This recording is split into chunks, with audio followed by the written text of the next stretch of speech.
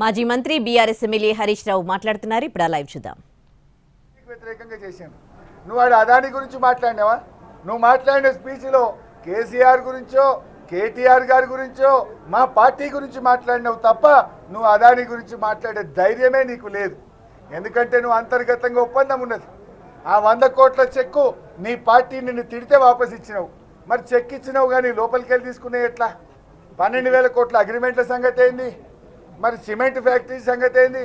ఇవన్నీ రేపు మాట్లాడదాం అసెంబ్లీలో. దీని మీద వెంటనే చర్చ పెట్టాలని బీఆర్ఎస్ పార్టీ డిమాండ్ చేస్తుంది.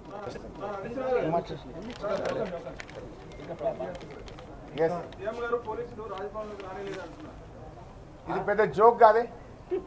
ఇలా సీఎంఏ ట్రాఫిక్ జామ్ చేసిండు. ఒక ముఖ్యమంత్రి ఈ రోజు ట్రాఫిక్ జామ్ చేసిండు. ఇలా పోలీసులు సివి ఆనంద్ హైదరాబాద్ నగర పోలీస్ కమిషనర్ చట్టానికి లోబడి రాజ్యాంగానికి లోబడి ముఖ్యమంత్రి గారి మీద ఆ ధర్నాలో పాల్గొన్న అందరి మీద కేసులు పెట్టాలి కదా. మా మీద చీటికి మాటికి లేని అక్రమ కేసులు వెతికి పెడుతున్నావు కదా సివి ఆనంద్. నీకు ధైర్యం ఉంటే చట్టం అందరికీ సమానమైతే చట్టం కాంగ్రెస్ పార్టీకి చుట్టం కాకపోతే ఇవాళ ముఖ్యమంత్రి మీద ధర్నాలో పాల్గొన్న అందరి మీద కూడా ఇవాళ కేసులు బుక్ చేయాలి. Thank you.